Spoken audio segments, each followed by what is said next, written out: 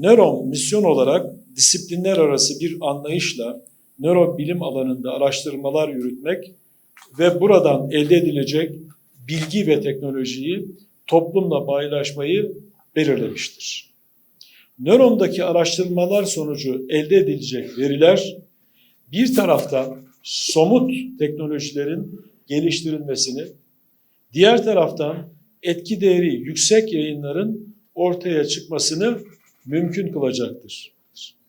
Bu merkezin göstereceği başarı benzer başka merkezlerin kurulmasına da ön ayak olacağına inanıyorum. Elbette ben Profesör Doktor Hayri Nisa Bolay Belen, nöron müdürüyüm. Gazi Üniversitesi Tıp Fakültesi Nöroloji Anabilim Dalı'nda da öğretim üyesiyim.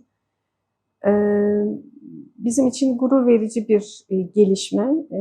Nöron'un kuruluşunun işte 2 yılı tamamladığı bir sürede resmi kuruluşundan sonra uluslararası standartlara uygun altyapısının olduğunun da doğrulandığı, işte NATO Diana'nın test merkezleri arasında yer aldık ve Türkiye'den de ilk kez nörobilim ve nöroteknoloji alanında yer alan ilk test merkeziyiz. Burada bizim katkımız daha çok insan sağlığı ve performansı üzerine olabilecek altyapımızın kullanılması olacak. Bazı preklinik testlerin de yapılabileceği bir alan. Bu gerekçeyle başvurabilecek olan pek çok şirketle işbirliği yapacağız. Yani en azından akredite merkezlerin arasında yer alma hakkını kazandı diyebiliriz. İşte yapay zekanın olduğu, diğer tekniklerin olduğu, çevreyle ilgili ve daha savunma sanayinin de işin içinde olduğu farklı merkezlerde yer alıyor. Farklı hedefleri de var ama bizim bulunduğumuz alan sağlık alanı. Profesör Doktor Meltem Bahçelioğlu, nöro müdür yardımcısıyım. Aynı zamanda Gazi Üniversitesi Tıp Fakültesi öğretim üyesiyim. Nörom'da da araştırmacıyım doğal olarak. NATO Diana özellikle insan sağlığını, insan sağlığıyla ilgili performansı arttırıcı yeni cihazların, yeni tedavilerin, yeni uygulamaların geliştirilmesine olanak sağlayan bir ekosistemdir ve destek sistemidir.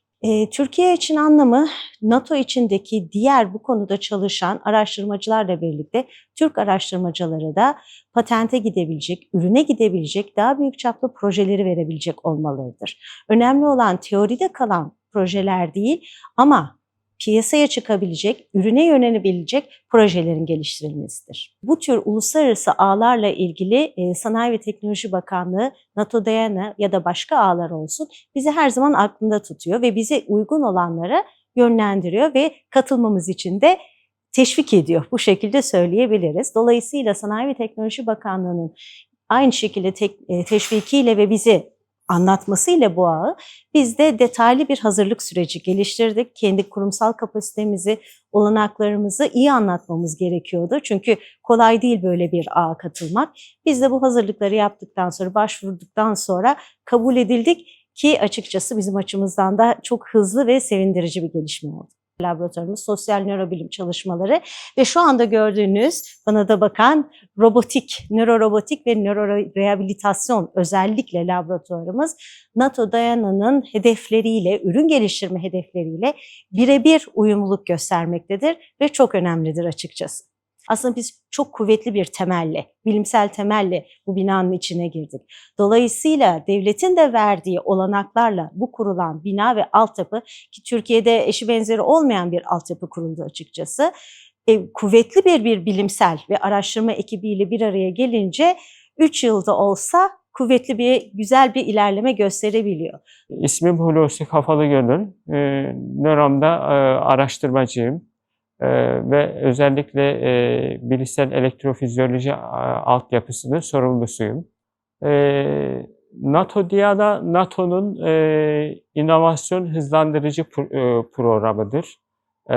Özellikle biyoteknoloji, sağlık teknolojileri, yapay zeka, insan performansı üzerine prototip geliştirilmesi ve geliştirilen prototiplerin validasyonunu ve test edilmesini sağlayan uluslararası bir ekosistemdir.